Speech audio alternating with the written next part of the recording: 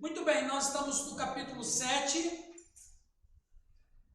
Nós estamos no capítulo 7 falando sobre os 144 mil selados de Israel.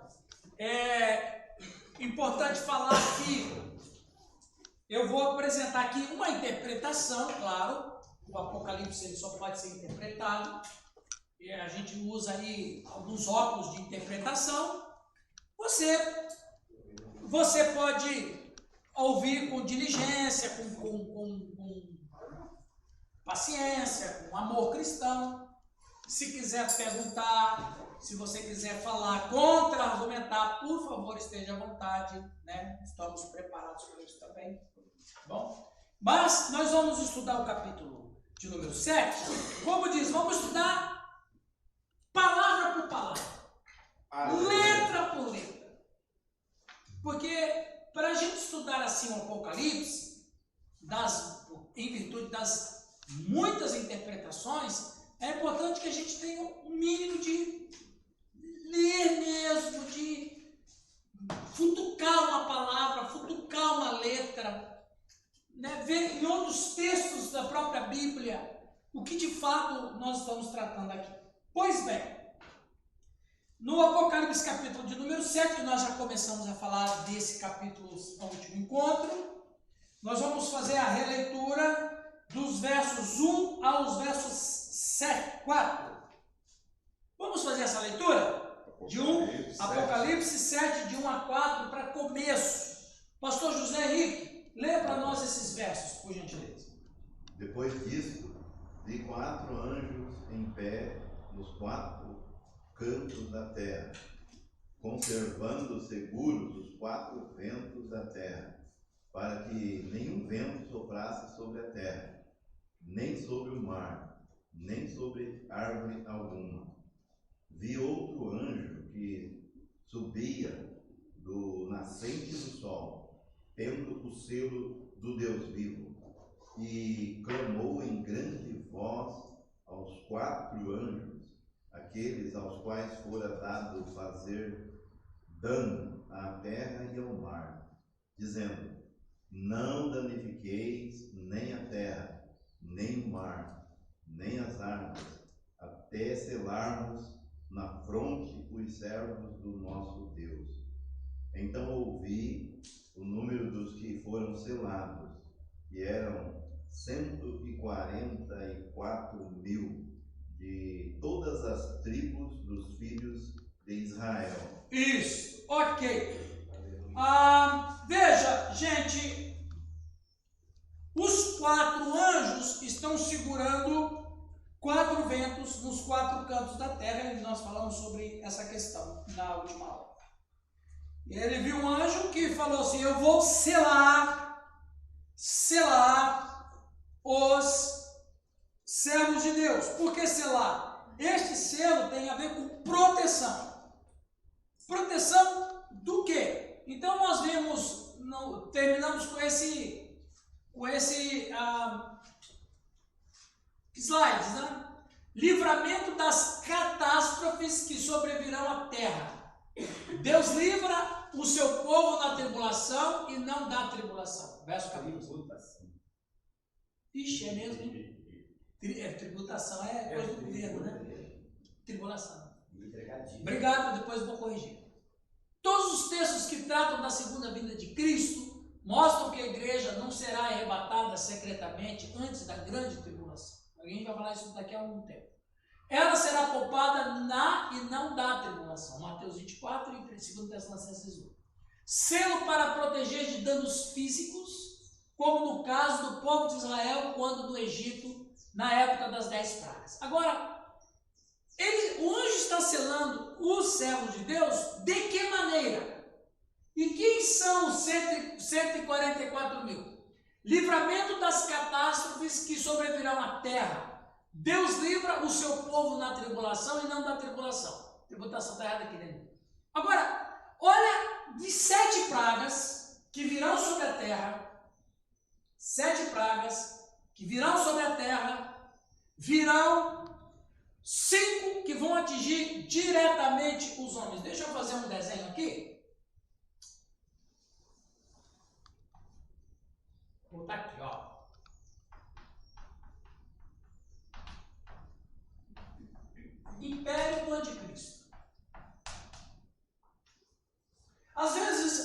leu o Apocalipse, e claro, o João está vendo, é um compilado de visões.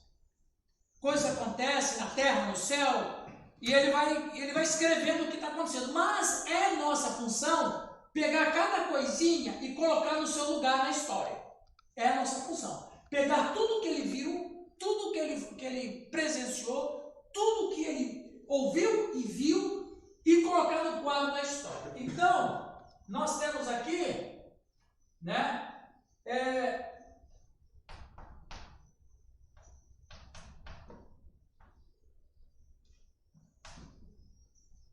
Entendendo que o império dele será de 7 anos. A gente vai falar disso aqui no capítulo 12 e 13, ok? Aqui vai acontecer o toque das 7 trombetas. As 7 trombetas acontecerão nesse pedaço. Aqui não. Nesses primeiros 3 anos e meio de governo dele, ele não vai fazer nada. Ele vai lançar a marca aqui, botar MB, marca da besta, ele vai lançar a marca da besta na metade do seu império. Aqui ele vai conquistar a humanidade. Vai ter muita fartura, né? Exatamente. Vai sobrar muito imóveis para. Não vai sobrar. Porque eu escrevi. Tá. Aqui ele vai conquistar a humanidade. A igreja vai estar pregando. Não subiu ainda? Não, a gente vai tratar disso aqui mais detalhadamente. Ok, é a interpretação que nós temos, mas fica à vontade. Não precisa mudar o que você quer, não. Apenas escute uma outra para você acrescentar seu conhecimento. Então, aqui vão acontecer as 7 trombetas. Agora, isso não é interpretação, não, eu vou ler no texto aqui. Aqui, os 144 mil já estão selados. São os adventistas do século dia. Não, é testemunho de Jeová. Aqui os 144 mil estão lá. Agora, vamos ali, ó. Eu vou pedir que o nosso querido Nil leia Apocalipse 16, 2. O Raul leia Apocalipse 16, 3. O Calixto leia Apocalipse 16, 4. A Suzy, dá para ler, Suzy? Apocalipse 16, 8 e 9. E a Delma leia Apocalipse 16, 10. Prestem atenção nos textos que serão lidos. Por favor, isso é importante.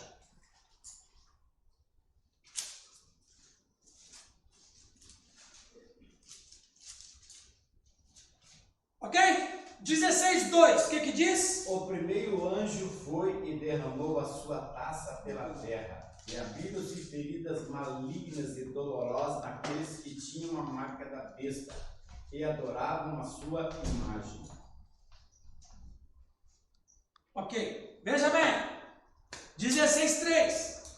Aí o segundo anjo derramou a sua taça sobre o mar. A água ficou como sangue de uma pessoa morta, e morreram todos os seres vivos do mar. 8 e 9. O quarto anjo derramou a sua taça sobre o sol e foi-lhe dado queimar os homens com fogo. Com efeito, os homens se queimaram com intenso calor e blasfemaram o nome de Deus, que tem autoridade sobre estes flagelos, e nem se arrependeram para lhe darem glória.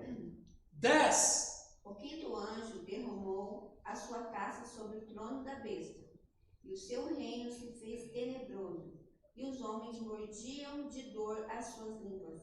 E o 11 também, Débora. E por causa das suas dores, e por causa das suas chagas, blasfemaram o Deus dos céus, e não se arrependeram das suas obras. Veja bem, olha que coisa interessante, como o Nilton falou e o Calixto também. Vocês que a gente que anda junto há muito tempo, vocês já conhecem o meu estilo de exposição bíblica. Calixto, leia o versículo 2. E foi o primeiro e derramou a sua taça sobre a terra, e fez-se uma chaga má e maligna nos homens que tinham o sinal da besta e que adoravam a sua imagem. Ok, olha lá. Aqui tem a marca da besta. Aqui eu coloquei trombeta, troquei a taça. As taças são derramadas aqui. Você leu. O que aconteceu? O que aconteceu nessa taça? Úlceras malignas e perniciosas. Sobre quem? Os homens. Quem? Que homens? Receberam a marca. Que tinha o sinal da besta. Então quer dizer que está acontecendo aqui. Está acontecendo aqui. Mas aí tem um outro detalhe que eu acho, José, interessante, que está no verso 8. Ali a água se torna em sangue, quer dizer, fica difícil a pessoa sobreviver sem água. O rio se transforma em sangue. E o sol, olha lá, no verso 8, vai haver uma aproximação do sol em relação à terra. O sol vai se aproximar da terra. E veja, quando o anjo ele derrama a taça sobre o sol, e o sol se aproxima, por isso que o sol vai queimar os homens. Mas olha lá, o versículo de número 9, o que diz lá no verso número 9? Leia lá de novo, José, por favor. Com efeito, os homens se queimaram com um intenso calor e blasfemaram o nome de Deus, que tem autoridade sobre esses flagelos, e nem se arrependeram para lhe darem glória. Veja, eles sabiam que era de Deus, mas qual foi a reação deles em relação a Deus? Blasfemaram e não se arrependeram. Por quê? Porque quem viver aqui, lembra que eu falei na última aula, na aula que eu falei que a marca da besta é uma aliança? Tá, a igreja vai estar aqui ainda. Vamos chegar lá. Vamos deixar isso no capítulo 11. Vamos chegar lá, vamos falar isso. Eu posso até falar que sim, ok? Mas para mim dizer sim, eu preciso explicar. Eu não posso explicar agora, é uma aula para explicar isso. Mas sim, mas eu vou explicar bem certinho. Aqui, olha gente, não é nem questão de interpretação, a leitura está clara. Os flagelos, as taças serão derramadas sobre o império do anticristo, ou as pessoas, os homens, e aí é gênero, não é homem masculino, é homem e mulher. Os homens vão saber que é de Deus, mas eles vão blasfemar. Como que uma pessoa em sã consciência blasfema contra Deus, sabendo que aquela ação é uma ação direta de Deus? Só temos uma resposta: o coração deles está ocupado por outro Deus. Quem são? Quem é que está sentado no coração deles? De acordo com Paulo em 2 Tessalonicenses, o anticristo e Satanás estará sendo adorado por eles. Por isso que Deus se apresenta de uma maneira contundente. Eles não se arrependem porque o coração deles já está com um Deus lá, né? Claro, eles serão adorados como Deus, a Bíblia fala. O Apocalipse capítulo 13, que a gente vai estudar, diz que a terra adorou a besta e o dragão. Adorar é uma ação de submissão a uma divindade.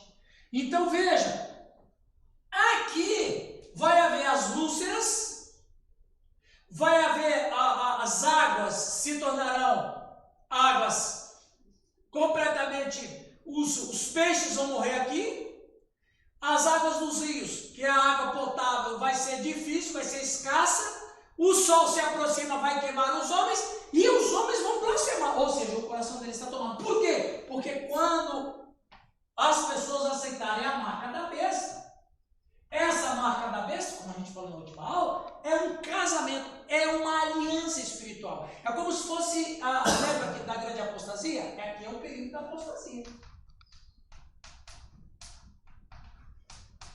O que é apostasia? Apostasia não é incredulidade e apostasia não é ateísmo. A apostasia é uma decisão lúcida e consciente de uma pessoa que não quer nada com Deus. É É um abandono da verdade, mas assim, não é um abandono passional. Ele é um abandono racional. Eu sei que não quero mais Deus.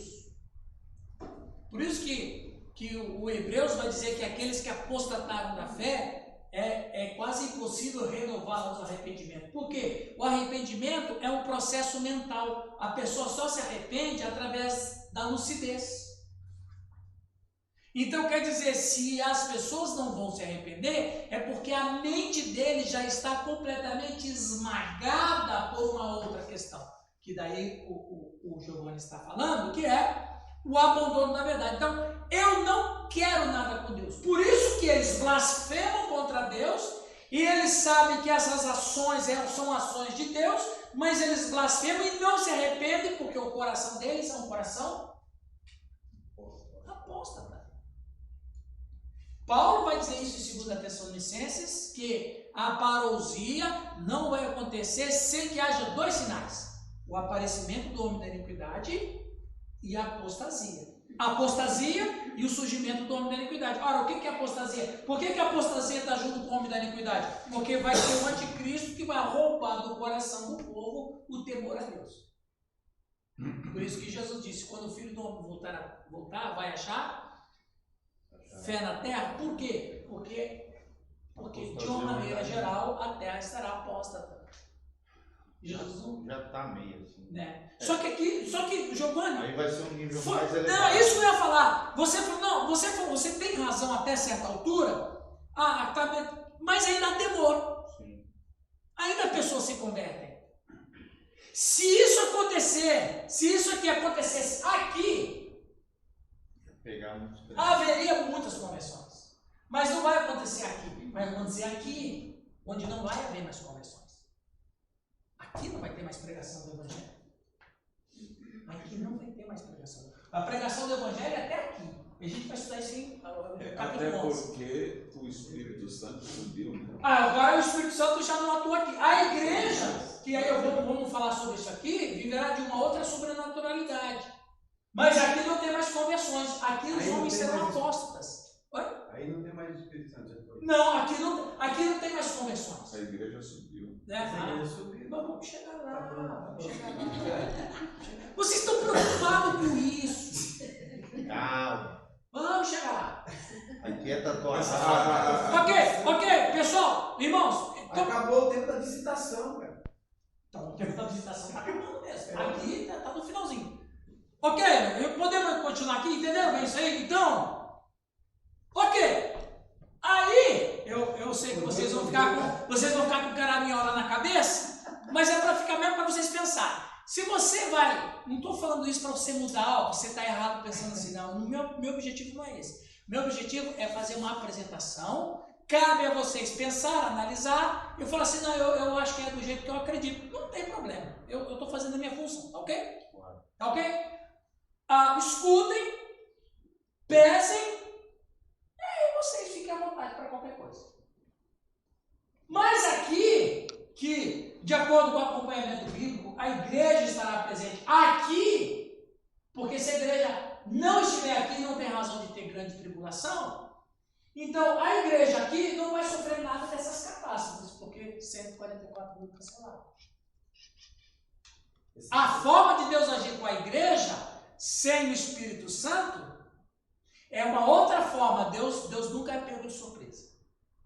Tem outra forma. Tem outra maneira de agir. E outra, aqui a humanidade vai viver uma época que ela jamais teve em toda a sua experiência humana. Será um período que jamais a Terra teve na sua história. Então, a igreja aqui, olha, por favor. Mas isso tu está falando em termos de juízo, né? Já é um juízo, né? Olha lá, voltando para o capítulo 7 dos 144 mil, olha lá, voltando lá. Verso 3: não glorifiqueis nem a terra, nem o mar, nem as árvores, até selarmos na fronte os servos do nosso Deus. Então quer dizer, é 7,4. Agora, quando você olha para aqui, você vai ter essa observação. das pragas do Egito, muitas pragas não pegaram o povo de Deus. Estavam selados, protegidos. Úlcero não pegou neles, piolho não pegou neles, granizo não caiu na casa deles. Estavam selados. Então, quando você pega aqui, o que vai acontecer no planeta Terra de uma amplitude maior do que no Egito, Egito foi local, regional, aqui vai ser global, então não tem problema. Os servos do Senhor estarão protegidos. O texto está dizendo que aí fala assim, agora olha aqui, ó, irmãos. 3 elementos nesta visão do capítulo 7. E eu vou explicar bem certinho essa questão dos 144 mil. Uma advertência, tempos difíceis estão pela frente, será o tempo de grande tribulação. Uma segurança, os selados jamais serão condenados, aí você falou, juízo. Os selados jamais serão condenados com o mundo, passarão pelas provas vitoriosamente. Por quê? Olha lá, que interessante. Depois eu vejo isso, não vou adiantar nada. Uma recompensa, os que lavaram as suas vestiduras do sangue do Cordeiro desfrutarão da bem-aventurança eterna. Então, esses são 3 elementos nessa visão que o João tem no capítulo 7.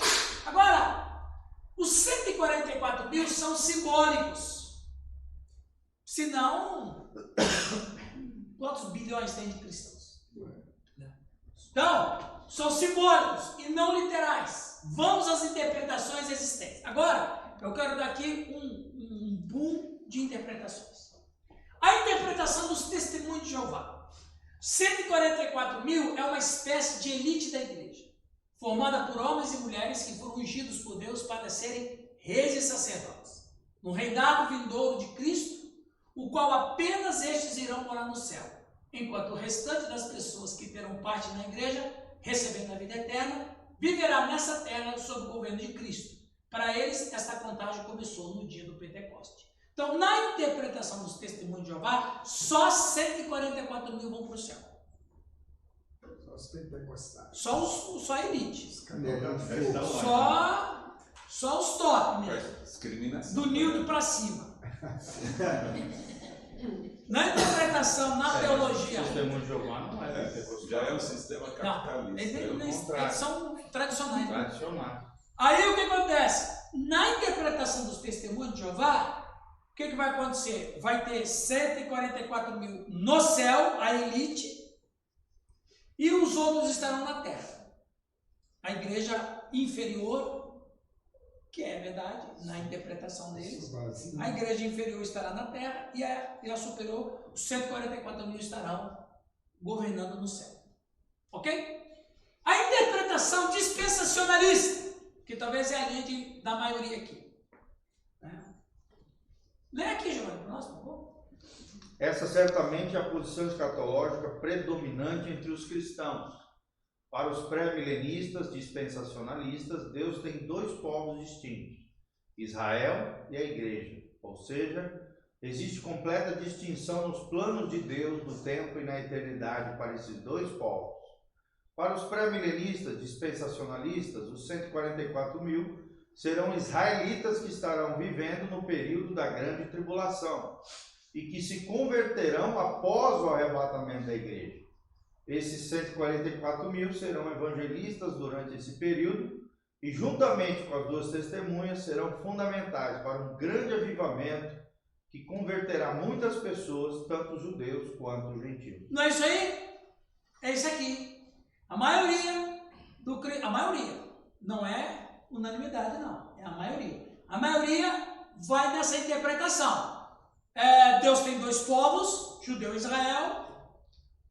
Inclusive, eu vejo muitos crentes falando, porque o povo de Israel é o povo de Deus. Não, o povo de Israel é o povo de Deus. Ok, é a interpretação dispensacionalista que faz essa distinção. Os 144 são os judeus que vão estar vivendo no período da grande tribulação, que vão se converter. Aí a igreja é arrebatada aqui, né? A igreja é arrebatada aqui, antes do Império do Anticristo. A igreja é arrebatada, aí nesse período aqui vai ter toda essa situação acontecendo, né? os 144 mil e tal. E vai ter 2 testemunhas literais, individuais, que vai ter muita conversão. É a interpretação dispensacionalista. A interpretação pré-milenista, histórico e amilenista é dessa forma aqui. Raul, lê para nós, por favor. Para os pré-milenistas históricos e o amilenista muitos pós-milenistas. Muitos pós-milenistas também compartilham da mesma interpretação. E se o número de 144 mil é simbólico e não deve ser interpretado de forma literal ou como uma estatística. Amilenistas e pós-milenistas, Deus tem apenas um povo, a igreja, formada por judeus e gentios. Ou seja, a igreja é o Israel de Deus. Gálatas 6,16, Romanos 9, 6, 8. Outros estudiosos defendem que os 144 mil representam toda a igreja, do Antigo e do Novo Testamento, formada por judeus e gentios. Na interpretação pré-milenista e amilenista, Deus não tem 2 povos. Porque em Cristo tudo se converge nele. Então, quem que é Israel? Aí temos que ir para Romanos, quando Paulo fala que todo Israel será salvo, ele está dizendo quem que é o israelita. Paulo que está dizendo, inspirado por Deus. Paulo vai dizer, o israelita é aquele que é circuncidado no coração, ou seja, descendente de Abraão. Os que descendem de Abraão são os filhos da fé. Então, a igreja, ela existe, pela graça sois salvos, mediante a fé. Abraão é o pai da fé. Ou seja, Israel, quem é Israel de Deus hoje depois de Cristo? É todo aquele que é da fé. Fé em Cristo. Então, a fé em Cristo une gentio, une judeu. Aí você vai ver isso no festival em Paulo, Romanos, principalmente, Romanos, Gálatas. Não há mais judeu e nem grego, porque todos são um em Cristo. Então, a interpretação amilenista e pré-milenista histórico vai dizer o quê? Não, Deus não tem 2 povos, judeu e gentio. Deus só tem um povo. Quem? A igreja. Quem é a igreja? É quem converte a Cristo. Quem é quem converte a Cristo? O judeu e o gentio. O judeu e o gentio não são mais 2 povos, são um povo só em Cristo. Ok? Agora, é importante a gente estar fazendo todas essas análises para a gente chegar a um denominador comum. Olha lá. Sim, a maioria dos pré-tribulacionistas, eles também são pré-milenistas, né? Veja bem, existe um joguinho de palavras, O pré-milenista é aquela teologia que crê que antes da volta de Jesus, não é isso aí? Vai ter o arrebatamento e começa 1000 anos literais. E a igreja não passará porque ela foi arrebatada. A igreja foi arrebatada e aí começa o milênio, 1000 anos literais. Cristo vem no final do milênio.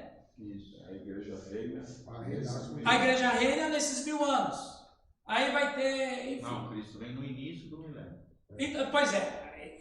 Bom, talvez é uma informação que informação que eu nem gostaria de dar porque ela é muito contraditória. Porque daí Cristo vem uma 3ª vez. Mas tudo bem. Então aí essa é a interpretação. Aí o pós-milenista, que é também o amilenista, que Cristo vem no final do milênio e faz tudo uma coisa só. Arrebatamento da igreja, o grande julgamento, o julgamento da besta, do falso profeta, dos ímpios, dos adoradores, e aí começa o estado eterno.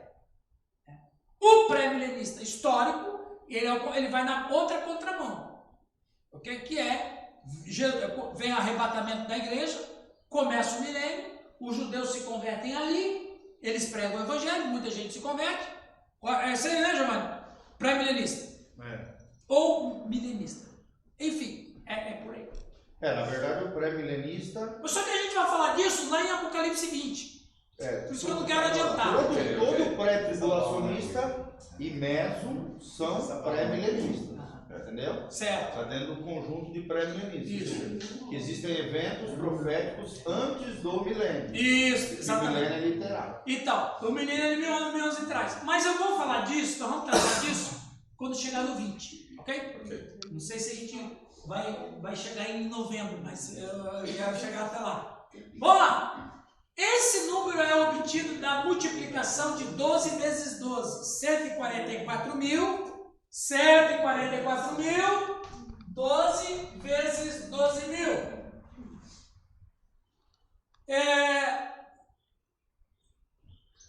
A simbologia dos números em Apocalipse é muito importante. E o número 12 sempre aparece associado ao povo de Deus. 12 tribos, 12 apóstolos. Logo, 12 patriarcas representam a igreja do Antigo Testamento, 12 apóstolos a igreja do Novo Testamento. Ou seja, a igreja do Antigo Testamento forma uma única igreja. Então você tem 12.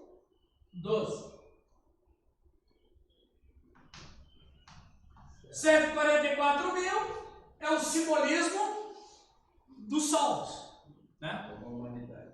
Toda a humanidade que crê. Agora ali, ó, a igreja é o Israel de Deus. Eu acho que é importante apresentar isso para vocês, para as coisas ficarem assim, a apresentação ficar sem muita dúvida. Quem lê para nós ali, por favor? Pode ler, quem quiser ler pode ler. No Novo Testamento considera a igreja o verdadeiro Israel espiritual, conforme Gálatas 6:16, Romanos 9:6-8. Veja, a igreja, a gente tem que entender o seguinte, pessoal, a gente tem que entender o seguinte, muito importante isso aqui. Cristo é o fim de todo o Antigo Testamento, porque todo o Antigo Testamento é absorvido por Cristo. Desde que a Bíblia diz, todas as coisas convergiam nele, porque o fim da lei.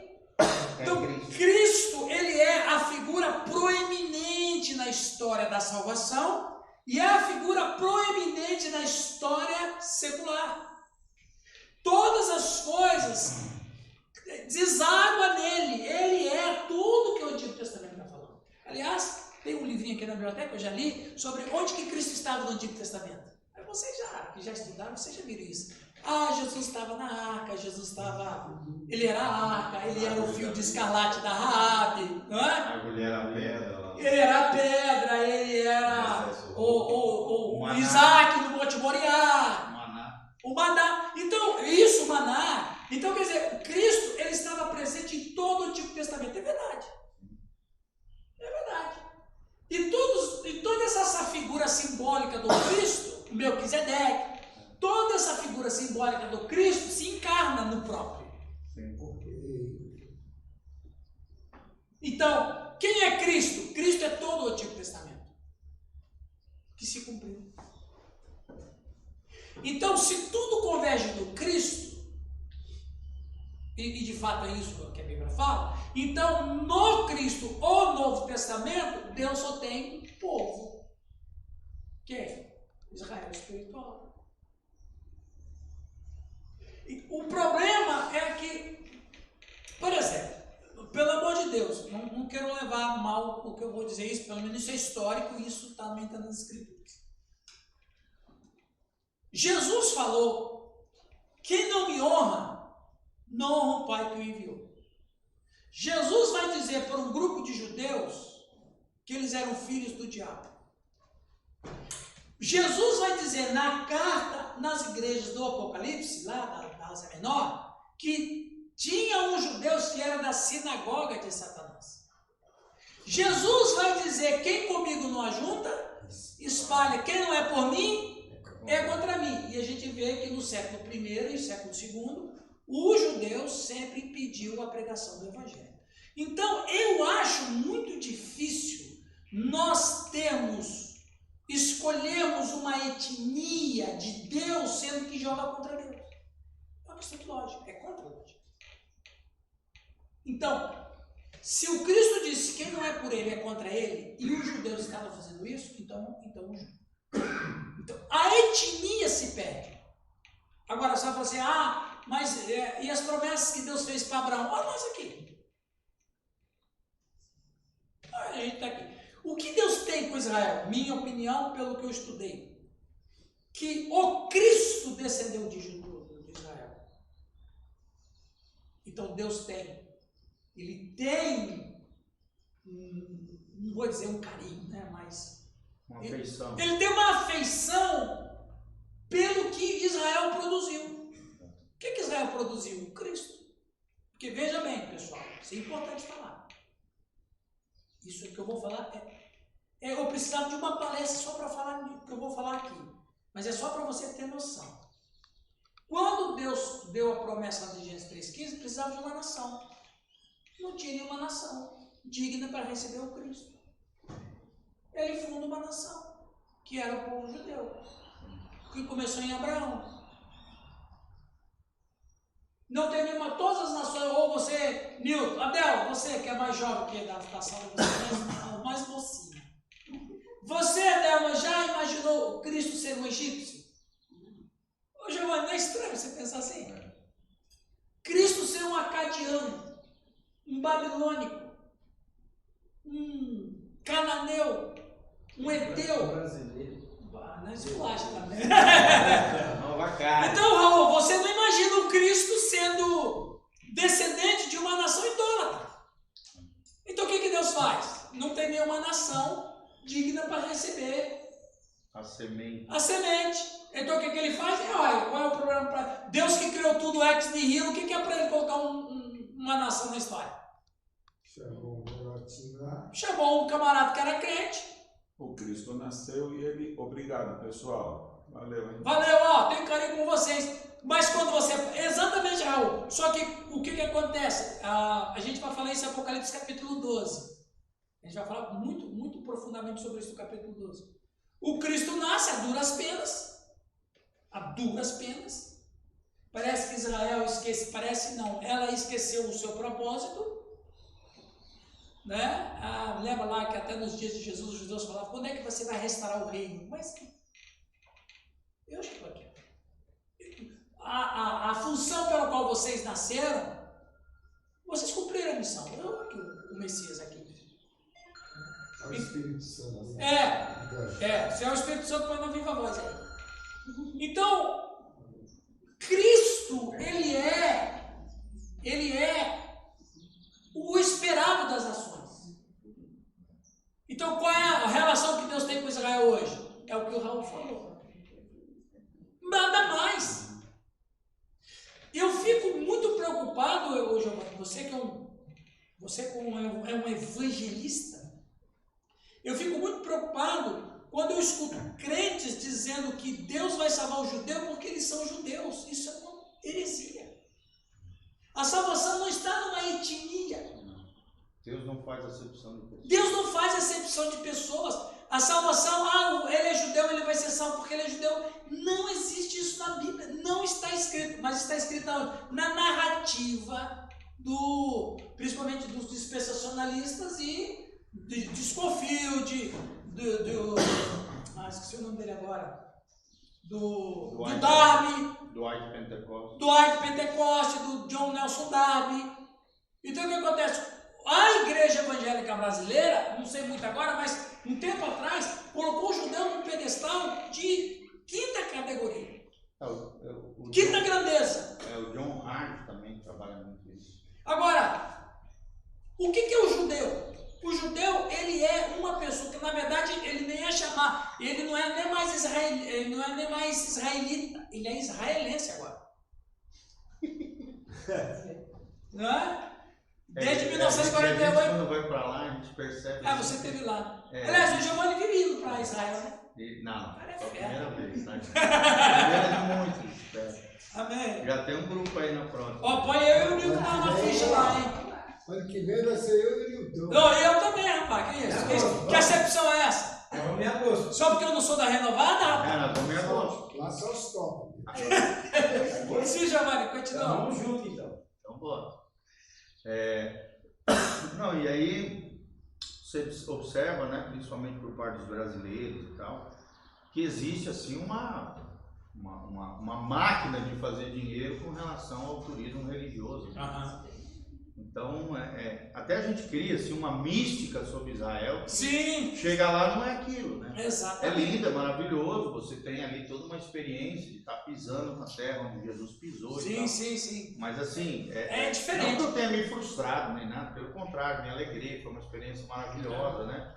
A gente adquire conhecimento cultural e tal, extraordinário, mas assim, não é tudo aquilo que nos pintam, vamos dizer. Sim, entendeu? E principalmente quando a gente passa ali na Via Cruzes e tal, você vê que são mercenários, são comerciantes, são pessoas explorando a fé e a religiosidade das pessoas. Exatamente. Nada muito diferente de muitas igrejas que às vezes a gente vê. E nada muito diferente do transcorrer da história. Tem pastores brasileiros que levam 2.000 pessoas numa caravana para lá. Você tá doido. E a gente sabe que tudo isso envolve muito dinheiro, né? Muita grana. Quer dizer, o cara ganha um balaio de grana. Exatamente. Então veja, você pega todo esse contexto que a gente está tratando e você fala assim, mas espera aí, o judeu não é melhor do que o cristão. Ele precisa ser cristão para ser salvo. Isso de acordo com a Escritura. Então, quando a gente separa um povo aqui, outro povo ali, é estranho no Novo Testamento esse sentido. Número 2, quem é o número 2 aí? Quem é de Cristo é descendente de Abraão. Quem disse isso? Paulo, inspirado por Deus, em Gálatas 3:29. 3. Abraão é o pai de todos os que creem, circuncidados ou não. Romanos 4:11. Se vocês quiserem ler as referências, podemos ler.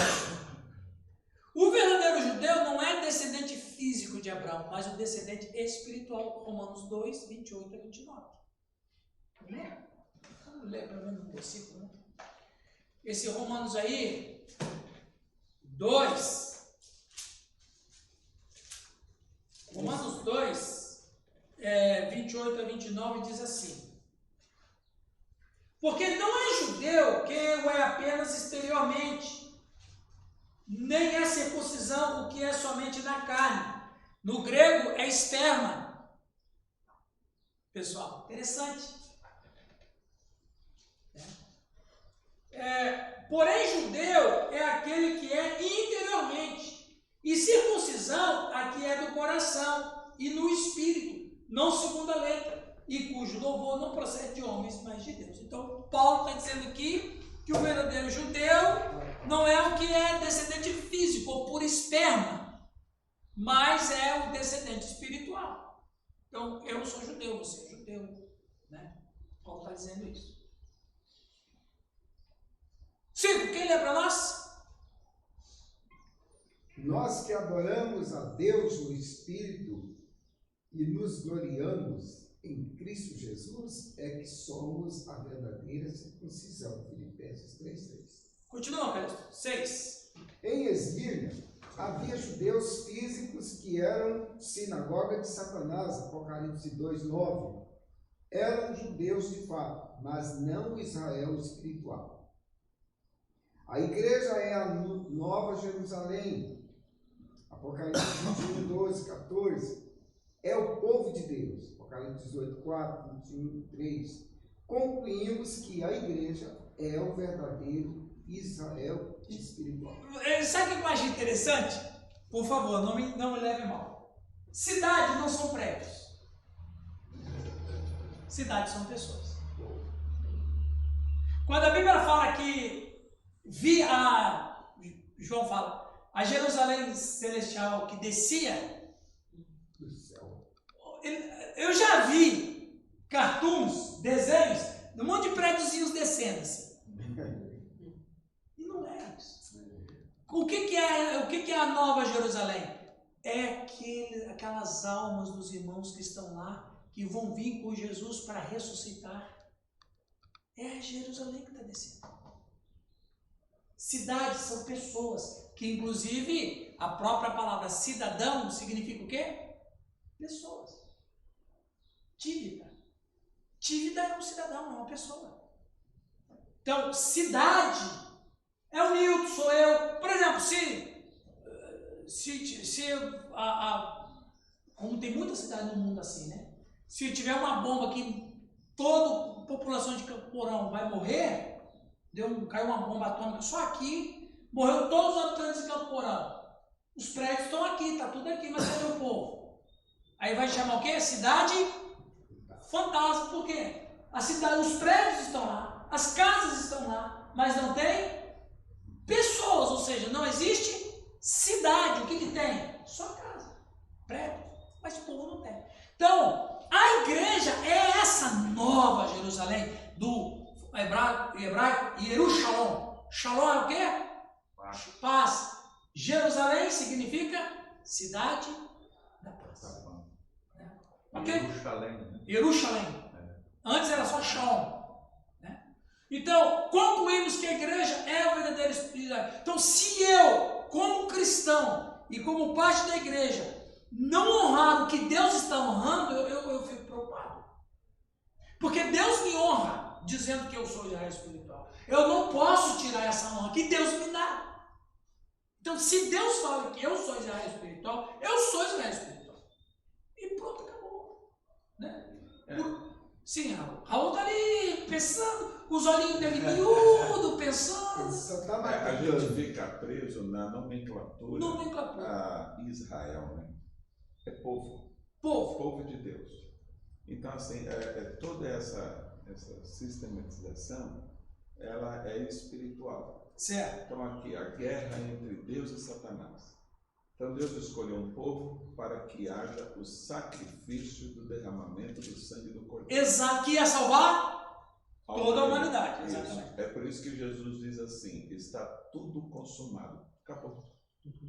O ponto é esse. Então, Deus cria um povo para que venha a criança, tenha o sacrifício. Isso. E do sacrifício a redenção. Exatamente. Perfeito. É do questão espiritual. Nós estamos aqui como formiguinha. Exatamente. Como separando etnias. Como criatura. Mas essa criatura, ela é a imagem e semelhança do Criador. Deus ama a criatura, homem e mulher.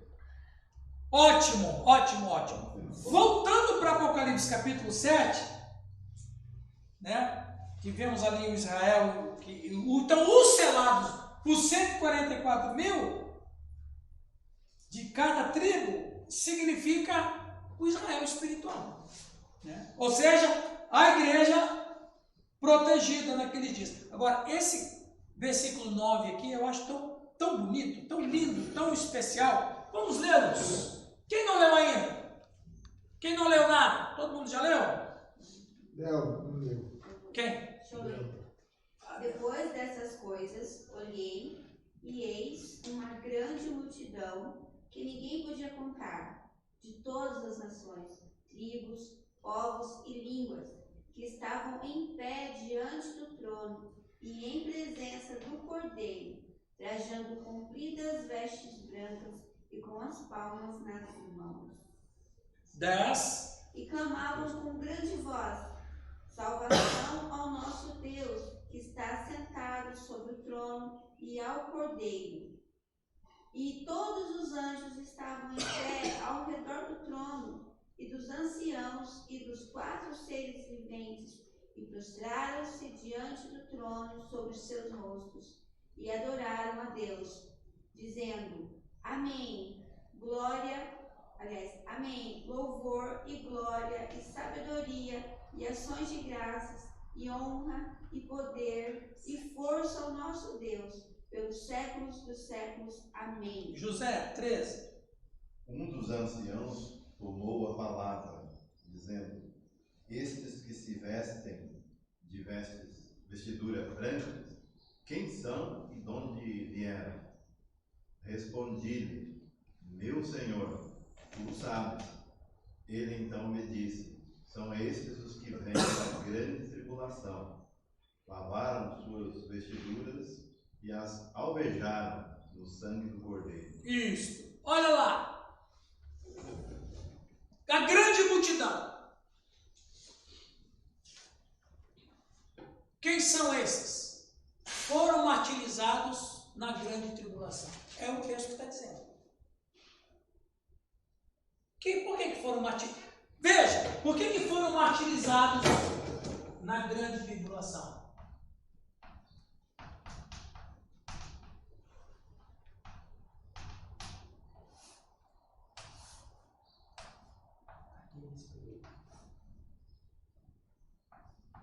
Porque não negaram a Cristo.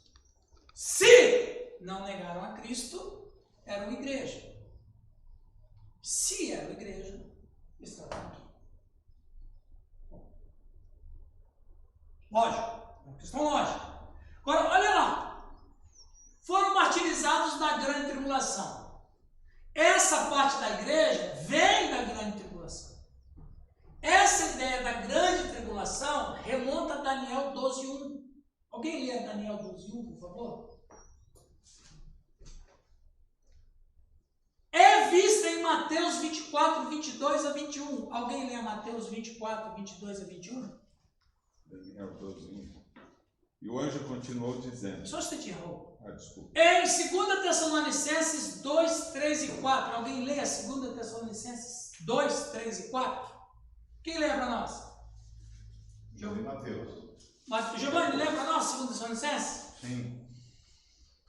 Apocalipse 13, 7 e 13. Quem lê? Eu lembro. A Suzy falou antes primeiro. Suzy, leia Apocalipse 13, 7 e 15. Esses textos que nós vamos ler são textos magistrais. Vamos começar com Daniel. O que diz Daniel? E o anjo continuou dizendo: nesse tempo aparecerá o anjo Miguel, o protetor do povo de Deus. Será um tempo de grandes dificuldades, como nunca aconteceu desde que as nações existem. Mas nesse tempo serão salvos todos os do povo de Deus, que tiverem os seus nomes escritos no livro de Deus. Meu Deus, que texto fabuloso. Que texto fabuloso, extraordinário. O que o Daniel está falando aqui? Esse Daniel também, bicho, era metido, falava de coisa que não tinha nada a ver com a época dele. Ele está dizendo aqui, aqui não tem o Espírito Santo. Não tem mais o reino de Deus aqui. Mas o que tem aqui? Grandes sobrenaturalidades. Daniel está aqui. Daniel, meu Deus, Miguel. Quem é o Miguel ali, que está escrito no livro de Daniel? Protetor de quem? O povo de Deus. Quem é o povo de Deus? Salvos. Os salvos. A igreja. Esse Miguel seria aquele que... Só tem um, né? Seria aquele que quando Daniel está voltando. Miguel só tem um, né? Eu- Ele não tem xará. Mas isso mesmo, Raul. É aquele lá. Sempre está protegendo. Ele protegia quem no Antigo Testamento? Israel. Quem que ele protege no Novo Testamento? Israel. Israel de novo. Só que espiritual. Vai ficar grande arrepiado com isso. sabe banhada. Exatamente. E não é um anjo, é um arcanjo. É um Uma espécie de general. poderoso. Ele é um poderoso. Eu acho. Agora, eu não li esse livro nenhum. São meus devaneios de estudar essas questões. Ele era o segundo depois de Lúcifer. Lúcifer era o primeiro. É o que deixa o entender. É o que deixa. É a dedução. Ele é do FBI. Porque quem foi que falou para Lúcifer? Aqui você não manda. Quem foi que falou para Lúcifer? Miguel. Quem brigou pelo corpo de Moisés. Miguel. Então você pode ver que Lúcifer e Miguel eles estão no mesmo nível. Mesmo naipe. E eu até acho, minha opinião, que Miguel foi sugestionado para estar junto com Lúcifer. Eu acho. Eu penso, não tenho certeza, é isso que eu penso. Provavelmente. Então, quando Lúcifer perde o seu espaço, quem é promovido? Então você observa, Miguel não era protetor do céu porque o céu não tinha maldade.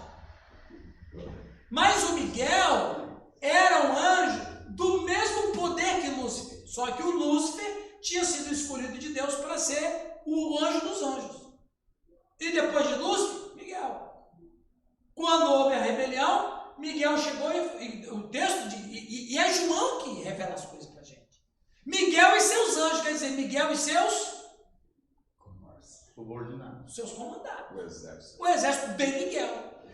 A partir daquele dia, e aí é minha interpretação, na dedução lógica, a partir daquele dia que Lúcifer foi expulso, porque Miguel interpelou, Deus falou assim, você vai ser o protetor. Agora, o céu, pelo menos aquela parte do céu, agora o céu tem maldade. O céu tem maldade. Se tem maldade, tem que ter um protetor. Você vai ser protetor. Eu escolho você para ser o protetor do céu e da terra. Pensa. Aí o que acontece? Miguel protege Israel e a luta dele é contra quem? Seus ex-amigos. os anjos caídos. Seus ex-amigos. Ele protege Israel dos ex-amigos. Quando vem Cristo e quando nasce a igreja, povo de Deus, quem é que continua sendo protetor? Miguel. E quem é que vai estar com a igreja? Eu creio, por causa do texto, principalmente de Daniel, na grande tribulação, Miguel. De uma maneira poderosa. Pelo menos é o que Daniel vai revelar para nós. Ok, meus irmãos? Os pré-tribulacionistas acreditam que Miguel vai ter um papel-chave na proteção de Israel, principalmente quando as nações se congregarem, né, ao redor ali do Vale do Megido contra Israel. E aí a gente vai chegar nisso e aí. Aí ele vai interferir juntamente com Cristo, que virá em glória para implantar o reino milenial. Então, a gente vai chegar tudo na batalha do Megido ainda. Ok, mas é isso aí. Vamos lá. Mateus 24, 21 a 22. Quem vai ler? Eu. Porque nesse tempo haverá grande tribulação, como desde o princípio do mundo até agora não tem havido e nem haverá jamais. Não tivessem aqueles dias sido abreviados, ninguém seria salvo. Mas por causa dos escolhidos, tais dias serão abreviados. Agora, veja que interessante, né? O Cristo faz uma revelação, falando dessa grande tribulação tão terrível. Veja, quando a gente pensa assim, isso que eu vou falar não está na sua mente, porque a sua mente está para outra interpretação. Mas se você pensar assim, que a igreja está passando pela grande tribulação, eu vou falar sobre isso daqui uns dias. E o Espírito Santo e o reino de Deus foi tirado. Porque o Apocalipse 12 fala isso. Os anjos estão protegendo o povo de Deus, a Israel aqui. Se Deus não abrevia, isso aqui não ia resistir, porque eles não têm o Espírito Santo. Por isso que é abreviar. De interpretação. 2 Tessalonicenses 2, 3 e 4, o que diz? Ninguém de maneira alguma vos engane, porque não será assim sem que antes venha a apostasia e se manifeste o homem do pecado, o filho da perdição, o qual se opõe e se levanta contra tudo que se chama Deus ou se adora, de sorte que se assentará como Deus no templo de Deus, querendo parecer. Ok, então, aí está dizendo que ele vai ser contra o quê, irmão? Tudo que se chama Deus. Tudo que se chama Deus. Olha lá, Apocalipse 13, 7 e 15. Foi-lhe dado também que pelejasse contra os santos e os vencesse. Deu-se-lhe ainda autoridade sobre cada tribo, povo, língua e nação. E o 15? Ele foi dado comunicar fôlego à imagem da besta, para que não só a imagem falasse, como ainda fizesse morrer quantos não adorassem a imagem da besta. Ô, gente, olha o que diz aí, você acabou de ler. Foi dado que fizesse o que contra os santos? Prevalecesse contra os santos. A palavra santos é uma palavra usada para a igreja. e os vencesse. Lógico, venceu na questão não da fé, mas na questão da perseguição e morte. Okay?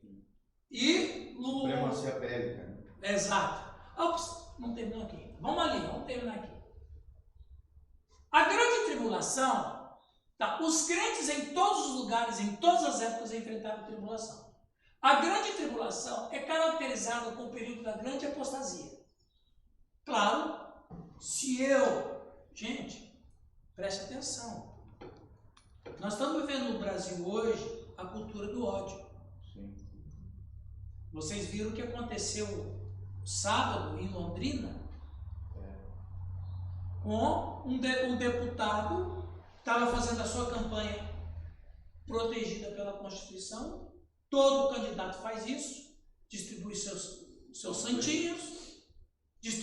santinhos, tarará, tarará. Aí veio pessoas do partido contrário, meteram a pancada na turma dele. Aí foi o bolsonarista que bateu. Os caras são... Então veja, o que acontece? O que a gente viu nisso? O ódio. Ódio. Pessoas estão fazendo política com o fígado.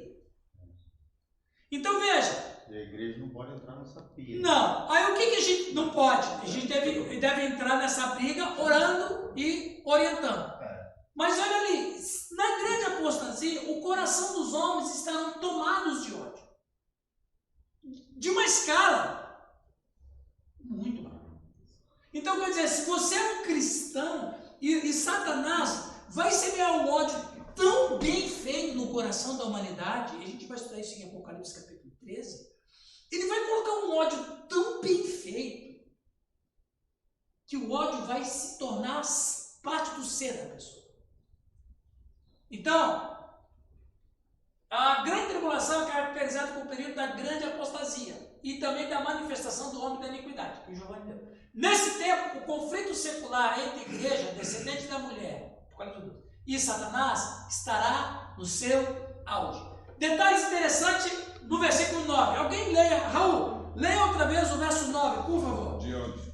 De 7, Apocalipse. Apocalipse 7. Masterchef. Depois disso, olhei e vi uma multidão tão grande que ninguém podia contar. Eram de todas as nações, tribos, raças e línguas. Estavam de pé diante do trono e do Cordeiro, vestidos de roupas brancas, e tinha folhas de palmeira nas mãos. Veja bem, detalhes interessantes. Depois dessas coisas vi, e eis grande multidão, que ninguém podia numerar, Todas as nações, tribos, povos, línguas.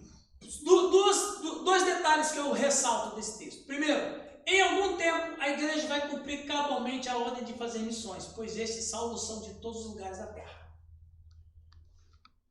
Eu penso, interpreto, Irangóis, que o auge das missões é aqui.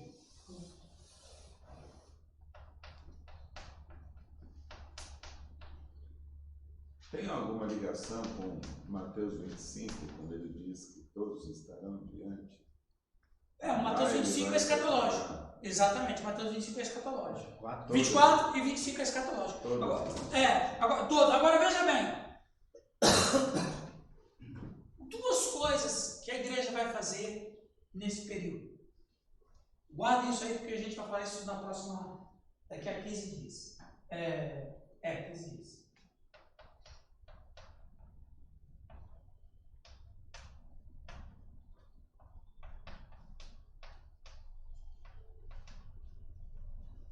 Duas coisas que a igreja vai fazer nesse período: evangelizando e denunciando. Denunciando quem?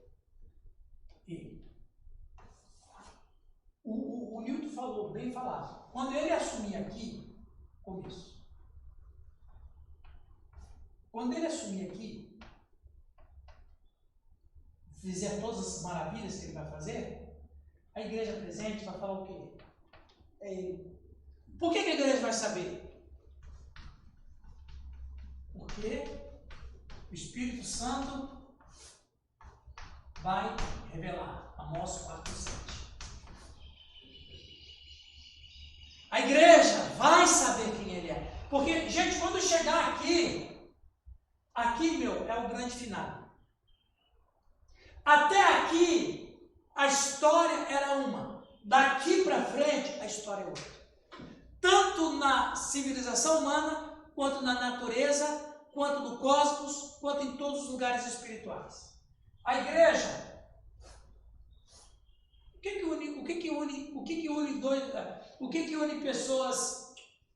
une pessoas divergentes? O inimigo em comum. Aqui, minha interpretação e leitura, aqui, é que toda a igreja já não vai estar mais se importando com teologias diferentes. Porque a igreja, naquele período, estará sabendo, de maneira poderosamente espiritual, que os dias estão chegando. A igreja vai estar unida em torno do Cristo com todas as teologias abandonadas. Batismo, ceia, administração, esquece. Por causa do sofrimento. Porque a igreja já vai começar uma nova época na sua história. Ela vai fazer o quê? Ela vai denunciar. Ele é o anticristo. Esse é inimigo. Não confie nele. Não acredite nele. Ele vai estar reinando. Ele vai estar no império. E a igreja vai estar, ao mesmo tempo, evangelizando. A gente vai ver isso em Gênesis, Apocalipse capítulo 11. A igreja estará evangelizando e denunciando. Muita gente vai se converter. Muita gente vai se converter. E você percebe que esses que Apocalipse, o 2, é isso aqui, ó. Na eternidade estaremos conservando nossas peculiaridades. As distinções que nos separam na terra não nos separarão na eternidade. O critério que João usa para definir essas almas são etnia, idioma, regionalismo, nações, povos, tribos e línguas. Como que ele está vendo? Qual é o critério, Milton, que o João vai usar para isso aqui? É Igreja Batista, Igreja Renovada. Não, Milton, não é isso não. Esquece isso. Não, o que ele vai dizer? Ele vai ver o oriental, ele vai ver o japonês, ele vai ver o negro, ele vai ver o branco, ele vai ver o asiático, ele vai ver... E interessante é que vai ter uma glossolalia. O que é glossolalia, Giovanni? É dispersação de línguas, né? Exatamente. O que houve em Apocalipse, em Atos 2? Uma glossolalia, que é do grego glosso, idiomas ou línguas estrangeiras. Veja, o que o João está vendo é que os caras estão falando na sua própria língua, mas todos entendem o que todos estão falando. Que loucura! É o Atos 2. Ou seja, o que Deus comunica para o João e o que Deus comunica para nós hoje? Que a salvação é de todos os pais, para todos os povos, todas as línguas. E no grego, a palavra para isso aqui, todas, é panta. Não é fanta não, viu? Panta é um conjunto que não falta nada. Por isso que fala panteísmo, né? Panta é muito, é tudo. Não sobra nada. Panta, é isso no grego. Tudo é Deus, Deus é tudo. O panteísmo diz, tudo é Deus, Deus e tudo. Panta no grego é tudo, tudo, não falta nada, não tem nada fora, tá tudo aqui dentro. E o que o João usa do grego, todas as nações. Não tem ninguém que vai falar assim, como é que é o negócio aí? O que está acontecendo? Vamos me chamar. Índios, mamelucos, lapões, aborígenes, todas as terras, todas as etnias estarão sendo representadas. Desse sentido de panta, então nós podemos afirmar que a humanidade será salva. Não todas as pessoas, mas toda a humanidade. Pelo menos um de cada etnia. Exatamente. Exatamente. Quando a gente fala assim que a humanidade vai ser salva, não se fala de pessoas individuais. Aí nem todo mundo vai ser salvo mesmo. Quantos já estão condenados? Talvez a maioria. Mas, como o Giovanni falou, convertidos de cada etnia representa o quê? Mas hoje está tão claro isso. Ali está um mapa. Ó. Aquilo ficou tão pequeno em termos de comunicação da internet que qualquer nação, qualquer pessoa hoje é ligada. Ficou pequeno. Ficou pequeno. África, coisa. Hoje todo mundo está aqui, ó. Tuque. O evangelho está pregado. E aqueles povos que ainda. Língua, né? Por isso que eu falo, viu? Vocês que gostam de missões, aí o Giovanni que gosta de missões, o Raul que gosta de missões, eu vou dizer, a igreja precisa de um despertamento para missões. E ela vai fazer. Ela vai fazer. Porque se a Bíblia fala lá que de todas as nações, então a igreja chegou lá. Tem uma estimativa que hoje, da arrecadação da igreja, apenas 0,3% é aplicado em missões no mundo. Hoje. Menos de 1%. Mas vai chegar Os uma época. recursos da igreja. Vai chegar uma Tem época uma ideia. que vai ser. Vamos terminar antes de tomar um cafezinho? Vamos terminar lendo. Tem mais dois slides para a gente terminar. Alguém lê para nós, por favor? Detalhes dos salvos da eternidade. É uma igreja inumerável, verso 9. Isso é o cumprimento da promessa feita a Abraão, Gênesis 15, 5. Conforme Hebreus 11, 12, ela é para ele incontável. Essa multidão também é incontável para João, Apocalipse 7, 9. A multidão contável por Deus é incontável para João. 2. É uma igreja universal, versículo 9. Inclui os salvos, os selados, judeus e gentios, procedentes de todas as culturas, línguas, povos e nações, de todos os lugares e de todos os tempos. João vê na igreja a humanidade abençoada em Abraão. 3. É uma igreja honrada, versículo 9. Estar de pé diante do trono significa ter companheirismo com o Cordeiro, servi-lo e participar em sua honra. 4. É uma igreja pura. Versículo 9, as vestes brancas apontam para a absoluta pureza da igreja. A igreja não foi purificada pelo sofrimento, mas pelo sangue. O sangue do Cordeiro exclui a glória humana. Amém. A igreja que fora liberta da condenação do pecado, na justificação, do poder do pecado, na santificação, agora está livre da presença do pecado na glorificação. Nada contaminado pode entrar no céu. Apocalipse 21, 27. Roupas brancas ainda indicam alegria e felicidade, além de santidade. Lembra do Apocalipse, da abertura do sexto selo, que as almas estão clamando por justiça, aí Deus fala assim, calma. Calma, que ainda virá. Vai vir e chegou. Né? Chegou. Continua ali, Raul. É uma igreja vencedora. Este é um símbolo de vitória. A igreja selada por Deus, protegida por Ele, venceu e chegou ao lar e a sua pátria ao céu. A igreja é vitoriosa a partir da roupa, das palmas e dos gritos. É uma igreja que tributa a Deus a sua salvação. Depois do símbolo de vitória, segue-se o grito. O símbolo de vitória, segue-se o grito de vitória. A salvação não é mérita, nem fruto das obras, nem do que a igreja faz. A salvação é de Deus, vem de Deus e só Ele merece a glória. Amém? Vamos tomar um cafezinho?